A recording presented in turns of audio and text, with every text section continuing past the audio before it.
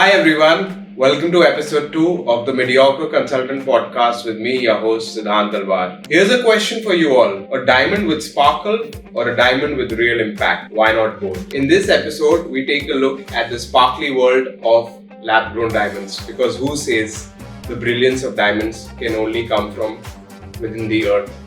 In today's episode, we have Mr. Ramit Kapur, the Managing Director of GSI India, a leading global certification organization. Welcome to the show, Ramit. How are you? Thanks, Siddhant. Thanks for having me over. The purpose of this podcast is really to make it a very casual, fluid conversation. Yeah. So, let's not try to be formal, Yeah. and get whatever to the audience, the valuable insights we can get Perfectly. about. And what we'll also do is try to bring nuances of lab grown diamonds and with compare it to natural diamonds to really understand how it's different also for the audience. Yeah.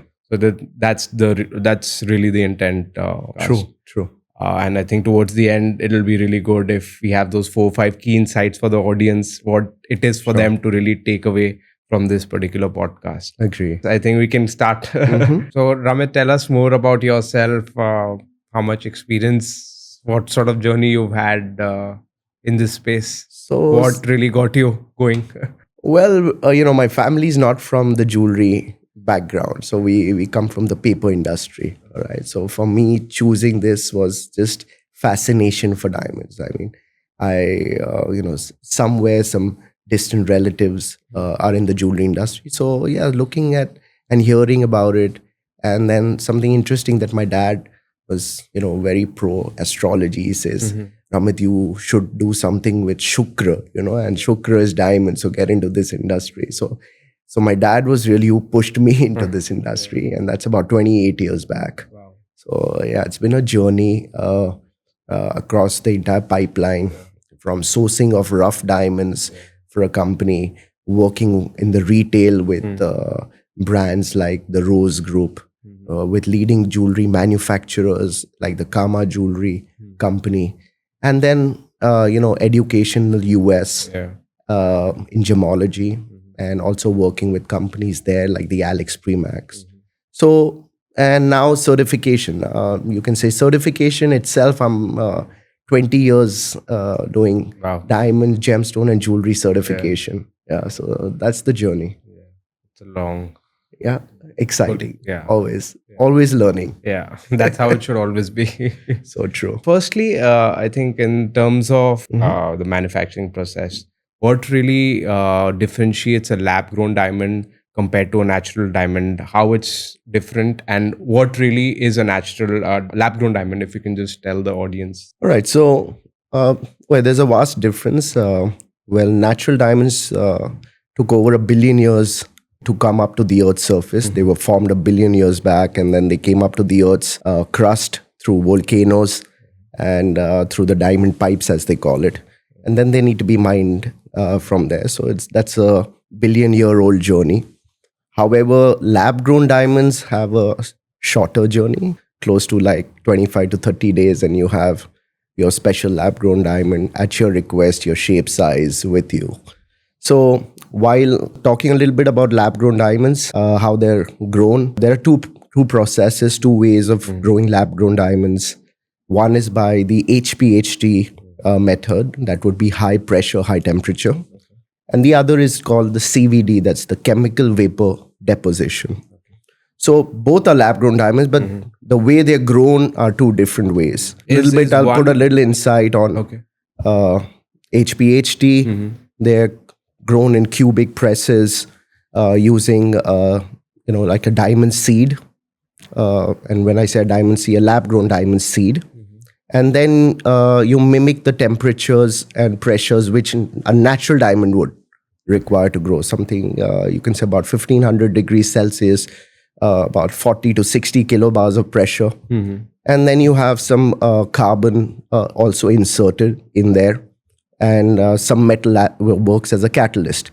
Now, all this is basically cooking up the diamond, and you have a larger diamond grown from the seed. And when I say cubic presses, you can have hundreds of these machines who are making thousands of these diamonds. Over a month's time, you have like thousands and thousands of carats coming out. Alternatively, the other way of growing it is CVD, the chemical vapor deposition. Here, you are growing it in a vacuum chamber, like a reactor, where uh, again you use a very thin filament of a lab-grown synthetic diamond, and then you insert methane gas. Okay.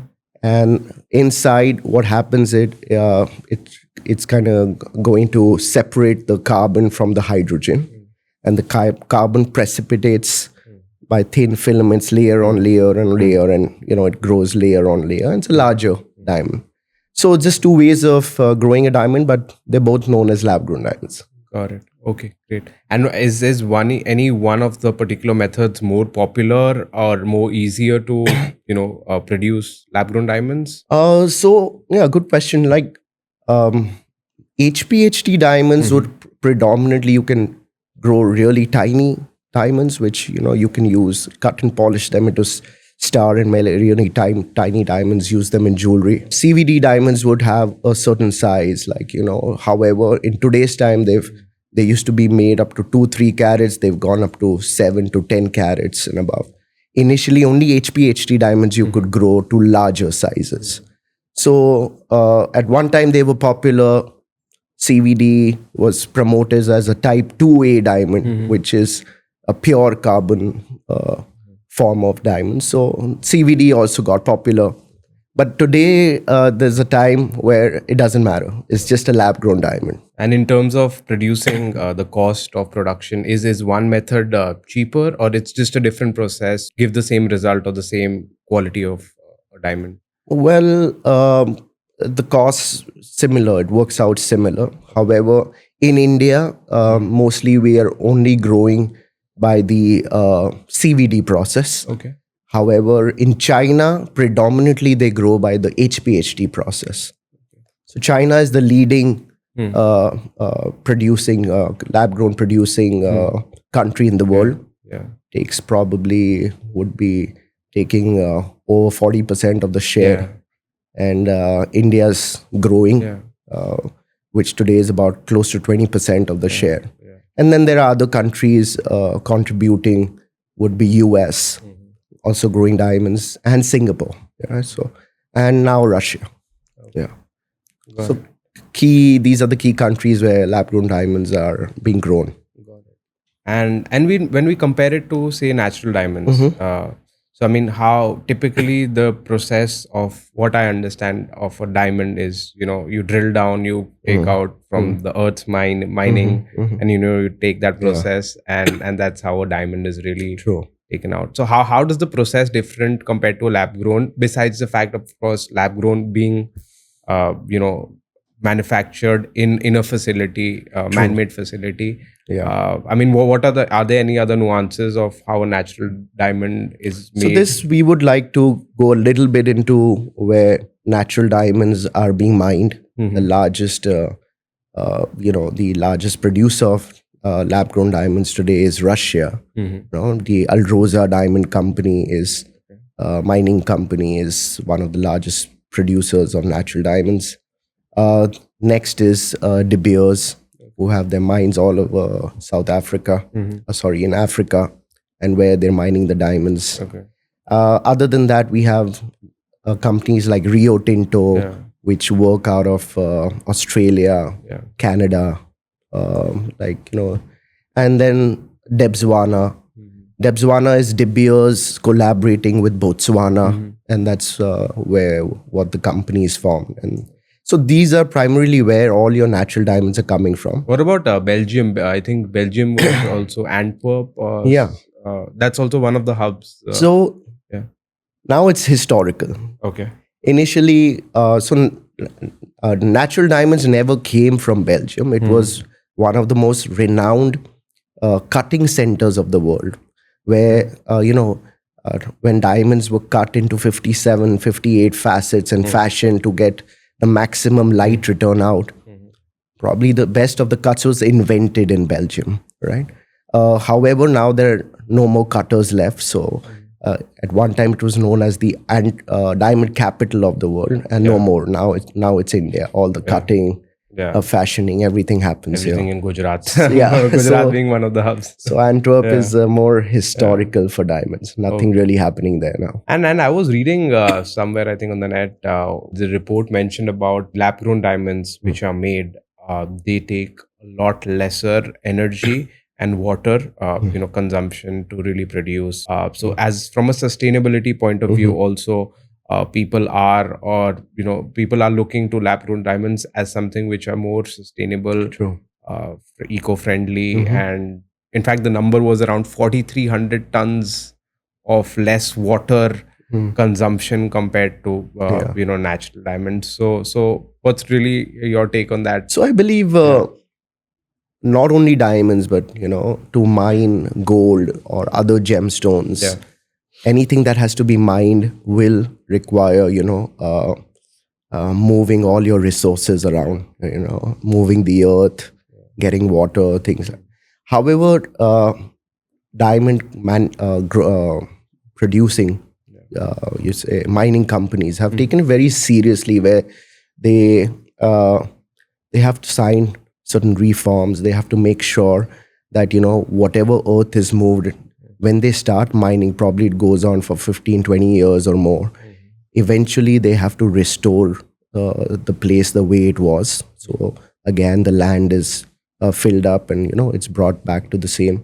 At the same time, they're doing going sustainable by using sustainable technology to use lesser resources to process these diamonds, from unearthing them to cleaning them and then bringing them out. So yes, that's some initiatives that they're taking. Other than that, they and majorly what they do is they're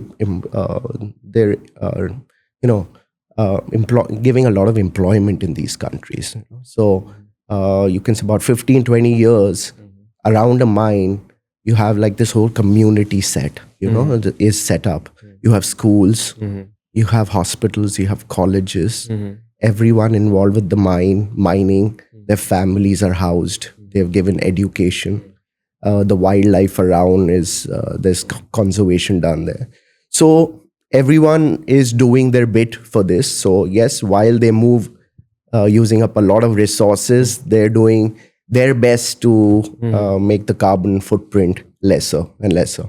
Got it. So in terms of, you're saying employability and other things, natural diamonds do obviously. They have to do much more because of the natural resources that they're using. So they have to contribute much more back to the society. Yeah. Got it. And compared to that, lab grown diamonds, again, they're also going sustainable. While they were, at one point of time, it was out that, they're using a lot more electricity to grow diamonds, So, however, they're now going into solar power. So you see a lot of factories in Surat. The entire factory is run by solar energy. And they aim to get the SCS certificates, like a sustainability accreditation from United States. So it's an authority agency doing that. So they have to make sure that everything is sustainable. Is solar energy. Even they're going to make sure they give employment, they give back to the community, things like that. So this is about natural. This is about lab-grown diamonds. Lab-grown diamonds using solar panels. Exactly. Okay. So they have to go sustainable because it was just called sustainable, but now they have to really be sustainable. Okay. Yeah. 2 times, I guess, taking, I think, charge of a lot of things. Yeah. But, interesting.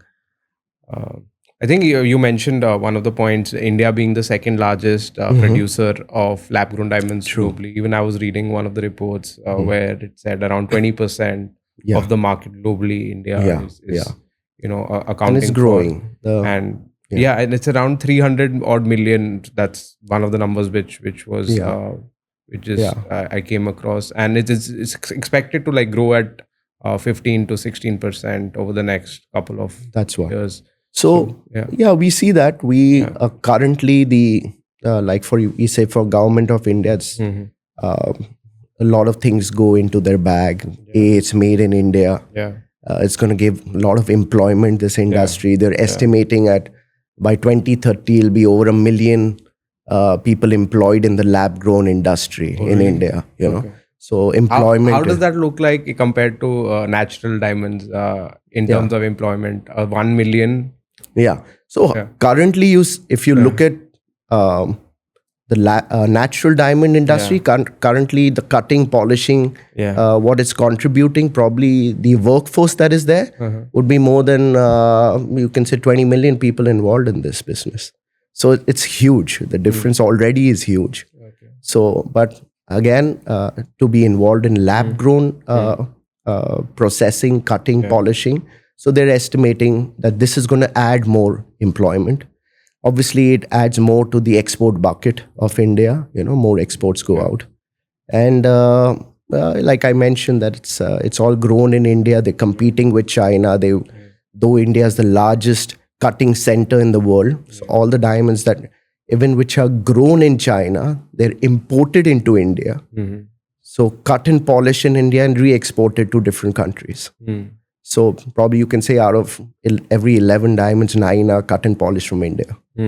So even like the cutting centers or the cutting facility of these manufacturers, so they have separate cutting factories, you know, dedicated to lab grown and like I mentioned, because they have to be fueled by solar energy. So they're different for lab grown and different for natural. But you can say most of the cutting manufacturers or the manufacturers of diamonds in Surat, they're the same companies, but now have two arms, one cutting and polishing lab grown and one cutting and polishing natural diamonds. Got it. So the cluster for both, say, natural and lab grown remains the same, which is, of course, Gujarat is one of the hubs. And within Gujarat, Surat in particular. It's predominantly Surat. And then you have Navsari also. Got it. Navsari. Navsari is just like a suburb of Surat within Gujarat. Got it. Okay. So clusters remain the same for. Exactly. Exactly. Yeah, true. And then again, I was reading in terms of lab grown diamonds share of the overall diamond market in India, that's also increased significantly, I think, over the last few years. I think in 2020 and 19, there was around 7-8% or something, going up to, I think, 18-19% or almost 20% as on date, I would say. So, I mean, what's really driving this growth and even going forward, or what are some of the key things, 3-4 points or 3-4 things which will drive the demand for lab-grown diamonds in India? So, when we compare it to the figures of 2018-19, that's pre-COVID, and then after COVID, everything has gone up, you know, across all industries. So that's why you see these lovely numbers. However, in India, in terms of consumption, I don't see that reflecting in consumption. It's still very nascent, you know, to India. There are new players emerging who are experimenting in lab-grown diamonds in retail. There's a lot of education that needs to go out today to educate people what these are. Because still, you know, a lot of people still call them as fake diamonds. However, they're not real diamonds. I mean, they are lab-grown diamonds created in a lab. So now, so the numbers have gone up because there's, you know, new players have emerged, new retailers have emerged. The existing old retailers or the chain stores in India still a little keeping themselves away from lab-grown diamonds at the moment, because they still feel that natural is going to rule because of the value, you know. In India, it's contributed to the value of the diamond. Initially, for example, a natural diamond would cost around $2,000. A lab-grown diamond would cost about $200. You know, so in $200 for a carat, and more being produced. We can see these figures coming down. So, it's going to be cheaper. It's going to be very affordable. The thing is that, you know, now you can use diamonds in many industries, you know, I mean, in watches, belts, brooches, think of where you can have some bling, you can have diamond. So I see lab grown diamonds being more in the fashion industry and more for your daily wear. You want to sport your diamond and go to work and things like that. But again, when it comes to value, that it's going to be passed on, because in here it's a lot the legacy. You pass on your jewelry to the next generation, and they pass it on further. So that I still feel, and reports also say that natural diamonds will still, in this segment, will always stay. Got it. Yeah. Got it. And I think you mentioned a point on consumer awareness. I think that's also really important. I think what I understand from this is right now the awareness of lab grown diamonds is still relatively low in India. And as I understand that it's still considered to, as you mentioned, people consider it as a fake diamond, like that's the terminology. So I mean, if someone put a natural diamond and a lab grown diamond in front of me, is it easy to distinguish what I mean, can you tell? I mean, of course you're in the industry, probably you could, but say for me, if someone puts it, is it easy for someone to distinguish both of them? So for a customer, for an end consumer, to the naked eyes, there's no difference. Okay. You won't be able to tell the difference. However, because the way they're grown, they're not the same. Though they're having very similar properties. However, the growth structure, atomic bonding is separate. The way they react to different instrumentation for testing is different. And that is one of the reasons why we can identify lab-grown diamonds and differentiate them from natural diamonds. If this didn't exist, this difference, you won't be able to tell the difference, and retailers or whoever wants to do the wrong things would be passing off lab-grown diamonds as natural. So this is the role that we also play as a lab, as a GEM certification lab. So we ensure that we are updated with the latest technology. So we're highly invested into research, have a large expert, a team of experts from our headquarters in New York and also in Mumbai. And we're constantly doing a lot of research to make sure that we are ahead of the game. There should be no time that you can't tell the difference. You should at all times be able to differentiate. So thankfully that differentiation is there. And because of that, when lab-grown diamonds are certified, the certificate clearly, boldly mentions laboratory-grown diamond. And natural diamond would say natural diamond. So it's very clear to the customer what they are buying. Got it. And I think in terms of awareness, what I would say our Prime Minister, Shri Narendra Modi, what he's done, in terms of really building that awareness is great, because I think he in 2023 he gifted Kohinoor lab-grown diamond to the US First Lady, Jill Biden. So I think I think that's so in a way he became like the mascot for lab-grown diamonds for India. I mean, the lab-grown diamond industry was all like I got a boost there. However, it's not the Kohinoor. It was like I think about the 7-carat lab-grown diamond, which was produced, grown in Surat, cut and polished in Surat. So like Mr. Modi is very he's very firm, and he's a visionary that everything should be made in India. So for him, this industry makes sense that, if we can grow it here and we can cut it here and export, we have the entire market. Today, what's happening, like I mentioned to you, is like even the seeds that, we bring in, we need to import the seeds from China and then we grow larger diamonds.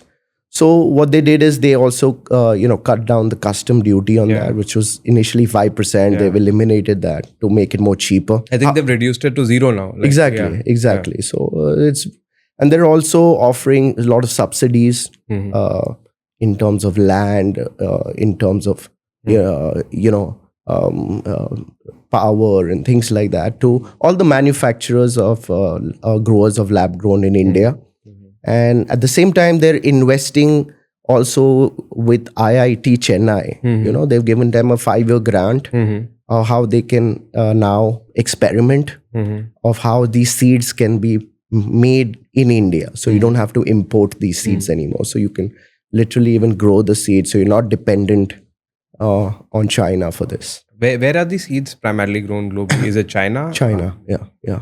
So, I mean, what does it really take for someone to make these seeds? I mean, why is it not being done in Labor India? and accuracy and investing just especially into seeds. Okay. So that is something that China took up. Okay. And the technology as well as the expertise they have. It's not rocket science, but currently, like, it just takes India a matter of years, or lesser than years to have all this expertise in India. And so what does a seed look like to a naked eye? Like if someone was just like a thin, you can say a slice of glass. Okay. Like a very thin slice of glass. When you have shattered glass, like a very thin filament of it, that's it. So you make it. I mean, it's naturally. Yeah. So it's natural. No, you have to grow it. It's a lab grown. Okay. It's a lab grown diamond. Okay.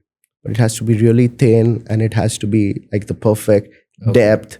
It has to be clean, and in a way, it is manufactured that when you're growing, nothing goes wrong. That it just layer on layer settles on it, and then you grow a larger diamond. Got it. So with any kind of lab grown diamond seed, can you the output in terms of 1 carat or a 2 carat, whatever you want to define? So it depends on the seed size. Okay. Got it. Yeah. So seed size is where exactly, which helps you. Yeah, and also your like you say, your furnace or your chamber in which you're growing. Okay. There are certain companies only growing up to 1 to 3 carats. Some have more put in more technology and better equipment, and now they can grow up to 7 carats, 10 carat size diamonds. So it's different. Today we have close to about these kind of growing chambers, close to about 2,000 of these chambers in China itself? In Surat. Oh, sorry, in Surat. Surat. Yeah, in Surat. These are the CVD. CVD, true. Yeah. So you can say India is the largest producer of CVD grown diamonds, while China would be for HPHT. Got it. True. Interesting. And for 7 carat or a higher carat sort of a lab grown diamond, is the complexity of making that seed, does that increase as well? Yeah, not only the seed, but the time frame. You have to be, really watch how it's being grown. There are actually scientists involved on the floor walking around to make sure that nothing is going wrong, because of little fluctuation in the temperature, pressure, and the diamond is shattered, So, it's complex to make largers, but initially we couldn't. Now it's not that difficult. We can do good numbers now. So you mentioned about the price aspect also a while ago. So the prices of natural diamonds over the last few years have decreased by 30-35%. And I believe even prices of lab-grown diamonds have reduced significantly. True. I think the difference between lab-grown and I think natural was around 15-20% long back in 2014-15. But that number I see now is widened to around 70-80%. True. So, I mean, is there a situation right now in the market where you feel there has started being an oversupply of lab-grown diamonds? There are lots of facilities which are being set up, and the demand is maybe not as high, or maybe what could be the reasons, for the price? So let's see both the markets currently. Currently, the natural diamond market, they're facing this downturn is mostly because of the geopolitical conditions that we see, the economic slowdown.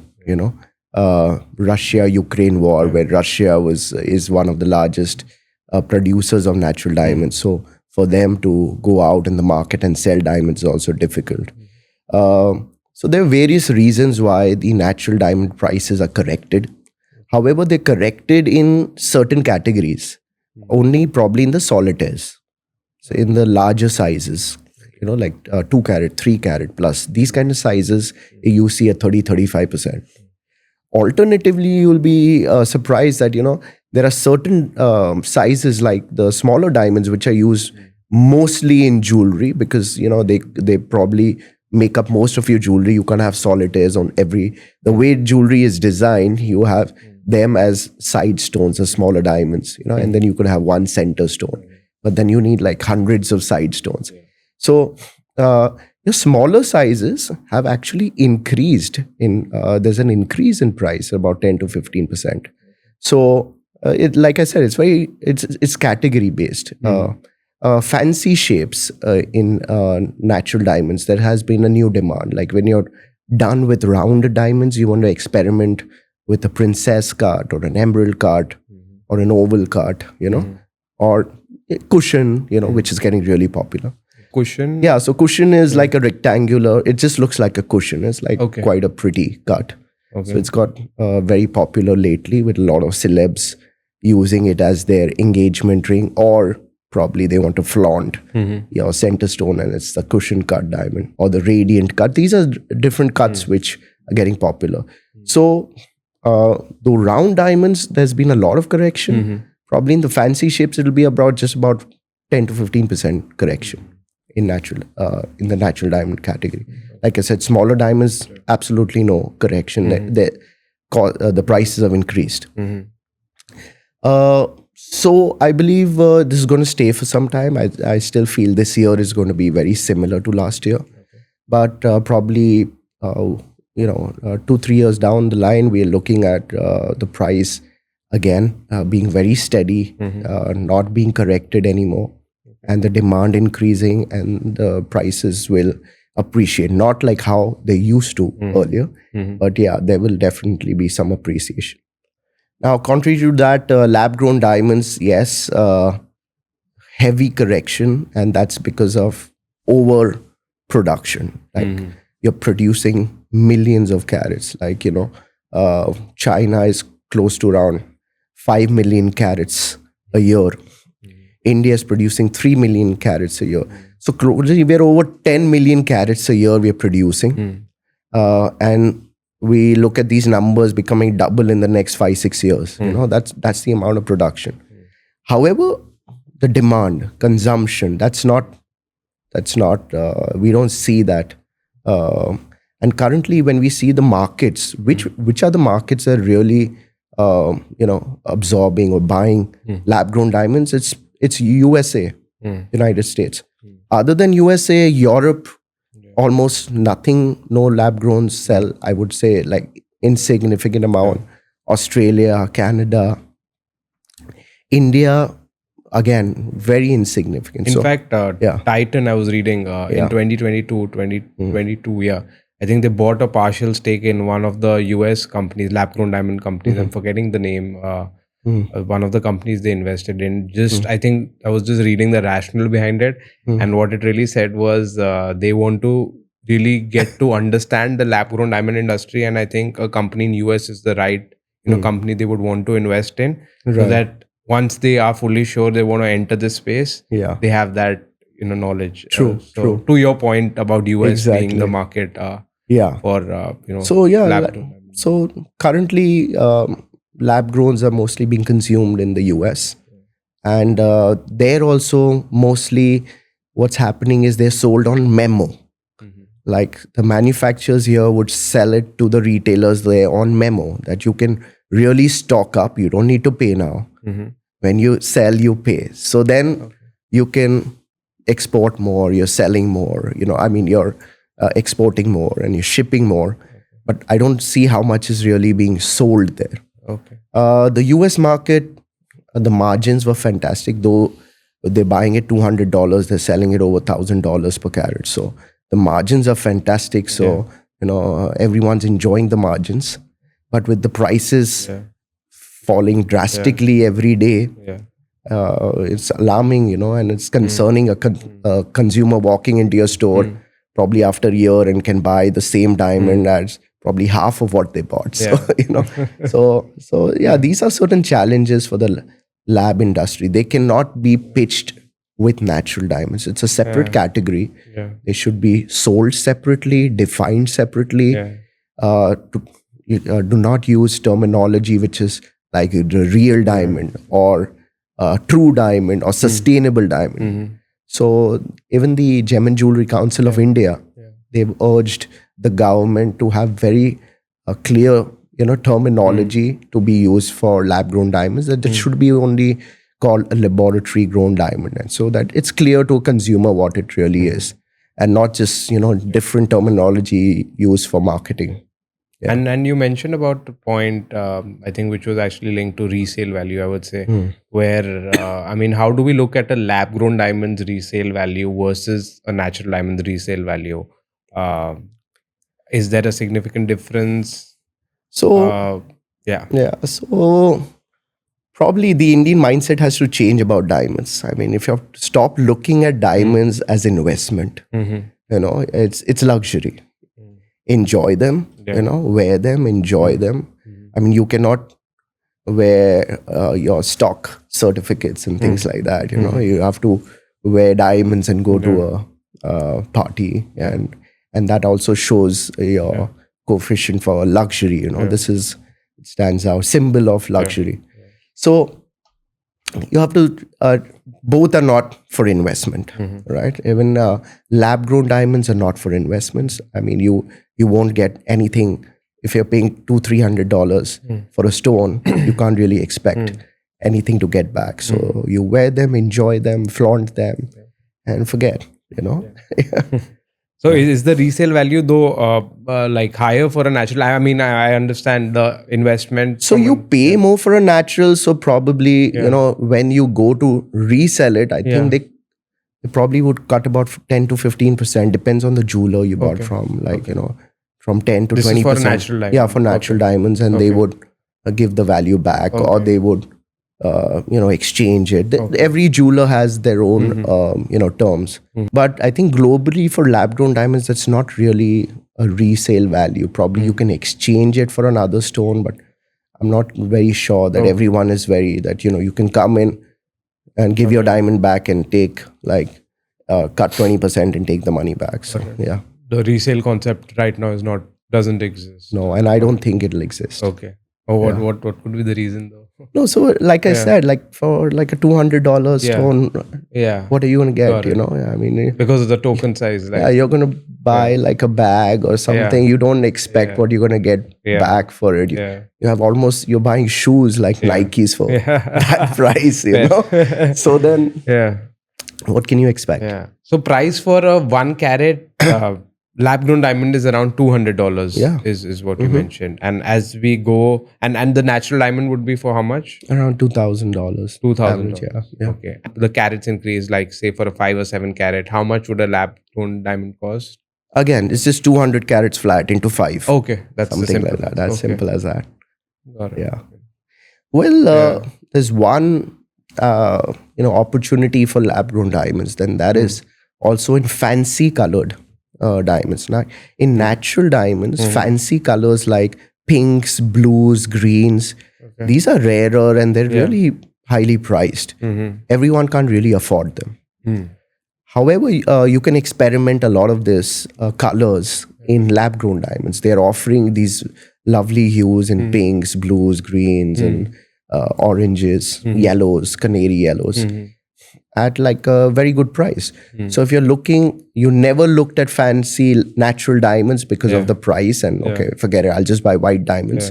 Today, color is the new white, so people want colors. And so this could be a big opportunity for retailers, for lab-grown diamonds to push fancy colored. Because there definitely will be a market there. Got it. So I think 2 things which you really mentioned could be an opportunity area. One was the cut. I think you said if you're doing the cuts which are in the trend. I think cushion cut was one which you mentioned. And of course other cuts also. And along with that, if you are doing the right color, some pinkish or orange or a yellow color, something. So you have to experiment. Currently we're all at the experimentation stage, so we're all experimenting. So let's go out. Diamonds, the lab grown don't cost so much. Go out, experiment as much, make crazy jewelry. See what Gen Z, what excites them.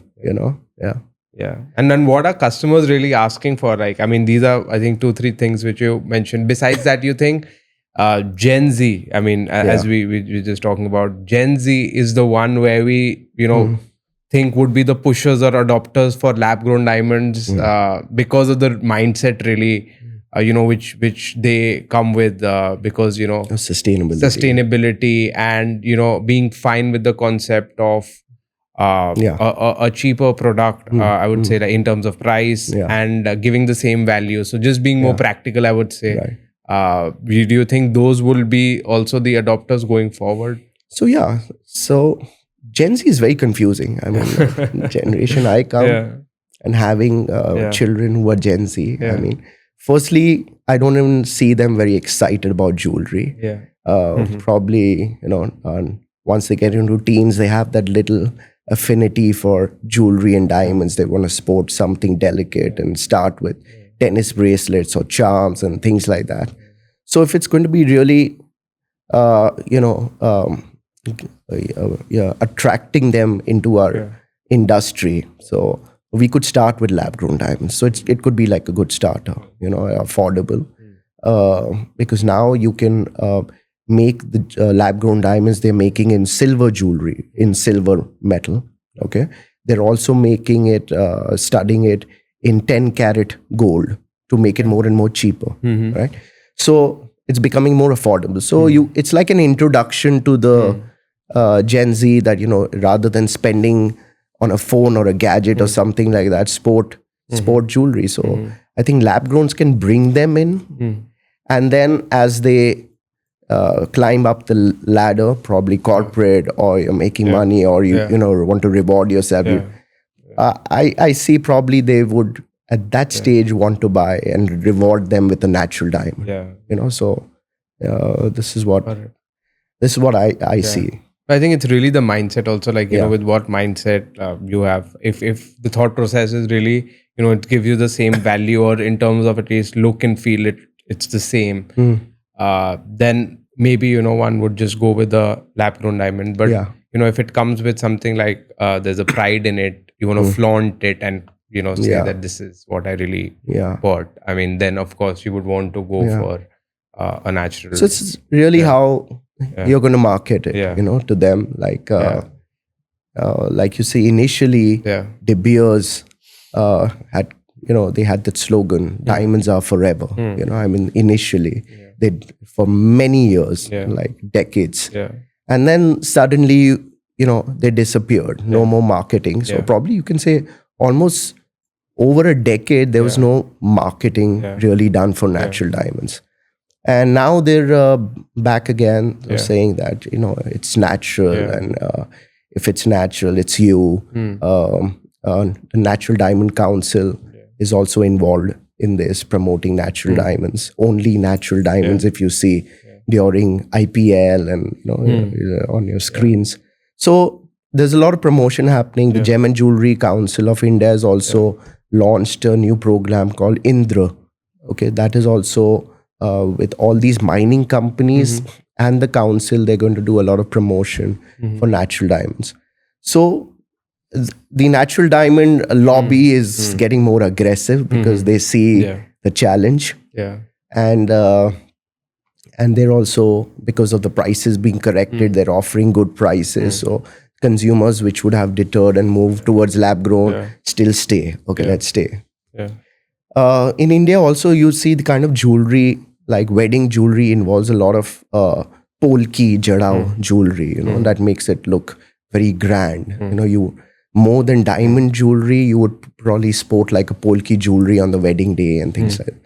And that you can't really do with lab grown diamonds at the moment, So again, it's the kind of jewelry that is sold in India, the price points which are now corrected, things like that. So the natural diamond industry it's like a wake up call. Okay, let's do this. Let's get back.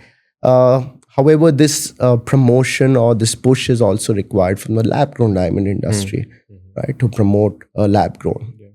So other than just being sustainable, they have to come up with something different because, having said that Gen Z is very excited and they love the term sustainable, what I see is they just love the term. I don't see them really going and shopping things which are sustainable. Going for concerts where going crazy. Where they can spend a bomb and and it's like definitely non-sustainable stuff happening there. So it's become just a terminology for Gen Z that sounds good.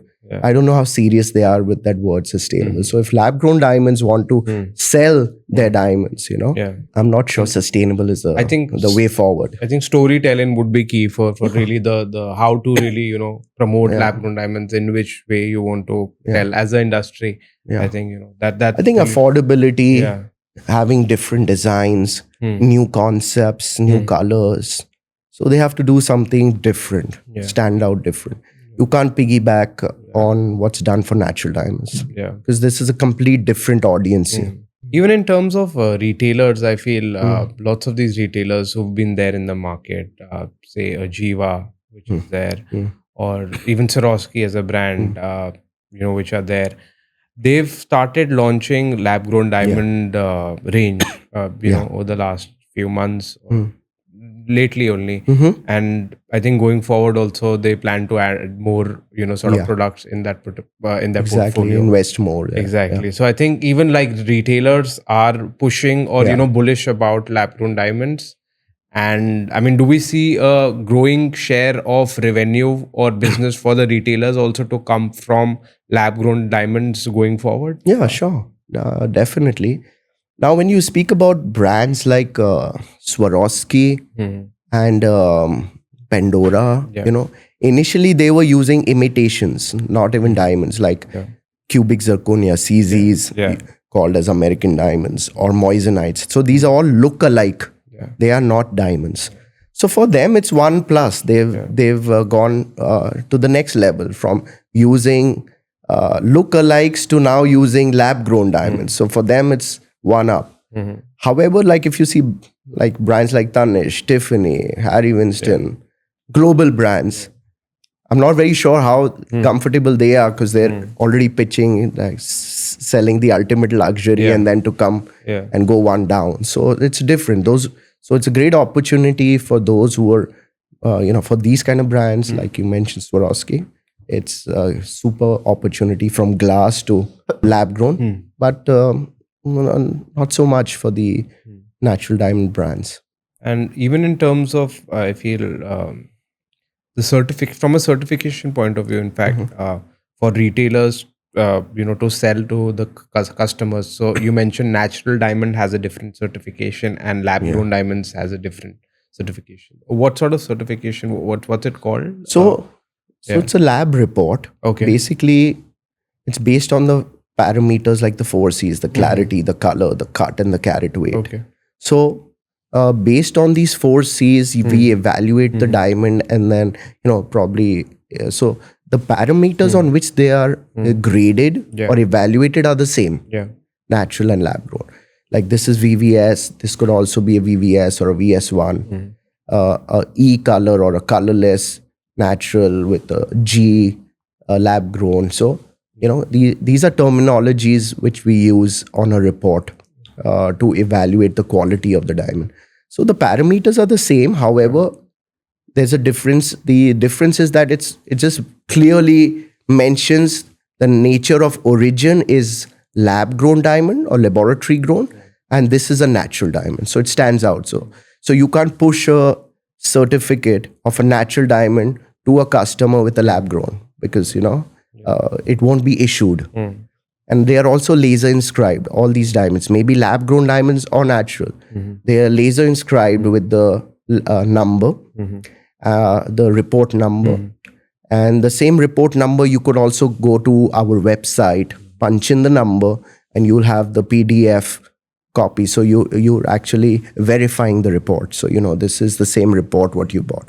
So certification helps. And why do you need a certificate for a lab grown diamond is because someone shouldn't pass off a CZ or a fake or something like a moissanite to you, which is at $10 a carat for over $200 a carat. So you need a certificate for disclosure. Got it. And even in terms of, I think, retailers selling lab-grown diamonds, you mentioned $200 is being sold at $1,000, right? Mhm. And that the kind of margin we see in countries like US. In India, do we see similar margins for retailers, or because customers are still not willing to pay that much, and the margins for retailers are lower for lab-grown diamonds? So day on day, the margins are getting lesser and lesser Mhm. as there's more awareness of the price and more stock in your store, and you need to sell. Your discounts come in and things like that, and then you see the prices are getting corrected. So the margins are getting lesser. However, probably the volumes are increasing. Initially, they could sell probably about 50 units in a month. Probably they're doing double. So the volume increases, but the values are decreasing. So it's a little challenge there, to run your store with your marketing expenses and educating the customer, and to compete with other brands. Got it. Yeah. So, what do you think? What would be the role of e-commerce for lab-grown diamonds going forward? Yeah. Since e-commerce is, something which is really booming or has boomed over the last few years in India. Yeah. Do you think this channel to be a key channel to drive growth for lab-grown diamonds in India? For sure. So mostly the ticket size of the products for jewelry products on e-commerce side, mostly they're below like 30,000 or below 50,000, mostly like 25,000 average price. So here lab-grown diamonds probably can be an opportunity that we, those who are buying jewelry online, it's just the design that mostly they're looking at, not so many care about what is it natural or lab grown. So yes, that's one channel where probably more than investing in a luxury store to sell lab grown diamonds, this could be a channel that you could use to sell lab grown diamond jewelry. But that would come with trust, I think, being the biggest hurdle, I think, because of the product itself, where the customer might feel that, the what they're buying, it might not, what kind of certification it would be, or not even the certification, I think, even in terms of what product that is, what quality, how that quality would be, and if it's a subpar quality or not. So I think all these platforms have the buyback or 30-day exchange or 30-day return policy. Yeah. So probably you get it, either you love it or you don't like it, you can just give it back, So there'll be more chances once it's in your hand and fits nice and you like the design, you're going to keep it, So lesser people, your staff, your team sitting and trying to convince and tell the story. Probably if the story is online backed by some certification and other things, that could be a channel. In fact, I was fascinated this Diwali when Raksha Bandhan or Diwali, one of the festivals. Diwali, I believe. I was on Blinkit, one of the quick commerce apps, another Zepto also I saw. They were selling gold. Gold coins. Gold coins. And I was like, okay. Yeah. Like, do we really do people really buy gold coins? But when I spoke with a few people, they were like, oh, we didn't have enough time. We're going for a get together, and we actually bought gold. Yeah. And I was surprised. Okay. I was like, okay, quick commerce could also be a channel going forward for maybe. So now it's become very transparent. What's happening is, with the certification is place, hallmarking in place, packaging, all that, that this is tamper proof. And then you have the buyback or return policy. You don't really have the luxury and time to go to a store just to buy like a 2 gram or a 5 gram gold coin or a 1 gram gold coin to give someone. And sometimes you're embarrassed that, the store that you go to regularly, you're going there just to buy like a 2 gram. So you don't want to like really go there. And then, you're like, oh, I didn't shop enough. So the easiest way is, just these guys, you can probably tell them they'll pick it up from the right place. The prices are very competitive. And they're certified, they're hallmarked, everything. So, actually, even I did the same. Interesting. Yeah. And I think to the audience, I would say, if someone wants to, for the audience, I mean, if someone wants to, get into this industry, what do you think? If someone who's not been a part of this industry, the diamond industry, can someone still start a business or start selling lab-grown diamonds? Maybe on the retail aspect, become a seller, open a shop, and do that. Or are there any specific skills which are required to really get into this business? Like basic skills. Like I mean, see, lab grown diamonds don't come with any baggage along. It's just something new, and everyone's experimenting. So you can be part of this community that's experimenting, and if you have the right idea, the right marketing skills, right logistics towards that, it can be delivered. E-commerce platforms. So if you have it set right, I think more than natural diamonds to get into, because the players are already established, they know what they're doing, and they've been doing it for years, and that's that trust that has been built over years. But for lab grown diamonds, everyone is new. All retailers are new. So that's, I think, the more easier, you can say, the product to start with if you want to get into this industry. And what about the other part of the value chain? If someone were to get into CVD, maybe open a chamber in Gujarat or somewhere, and then supply to the retailers, would that? Well, it's a very heavy investment. It's not just easy to have all these. Basically, the existing players, they have, they have a lot of grants from the government. They have, like I mentioned, land, power, all this, at lower prices. So it's highly competitive. You come in with a few machines compared to these guys, which have probably over 200-300 machines. And you're going, so the labor cost, your growing cost probably be double than them. And then, so it's very difficult. This area, I wouldn't really recommend to, though it sounds exciting, let's grow diamonds. You rather just buy them from the growers and just market them well. And it's more profit margin there. I think the plant and machinery is very, it's capital intensive on that. Exactly. I think one machine would be, I was reading one of the reports, 2-3 crores for one of the lines. And obviously you need to set up multiple lines for a particular capacity, around say 60 to 70,000 carats a year or something. If that's what you're targeting, then you're looking at a significant investment. Exactly, like minimum 50 machines or more, so that's a big investment. And with these guys having over 200 machines, they're been there, done that, so that's why they can compete with the prices and offer these lowest global prices. Got it. No, I think that's it. This was fun. Okay. I hope this didn't get or wasn't boring for you. No, it's interesting to share these insights with the consumers. Because there's always this discrepancy and confusion whether I should buy natural or lab-grown diamonds. So we could, shed some light on this area. However, like, both are diamonds, both are lovely. Wear them, enjoy them. This is good to interact and share some light on natural and lab grown. But having said that, both have their individual markets, consumer preferences, and whether they're lab grown diamonds grown, in a facility, you can enjoy them because they're diamonds. They have like similar shine.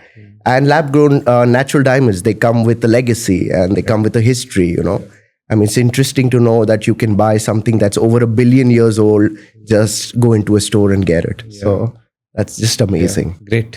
Thank you all for watching the episode. Please let me know in the comments what you think about the episode and what other topics you would like me to cover in the next few series. Thank you all.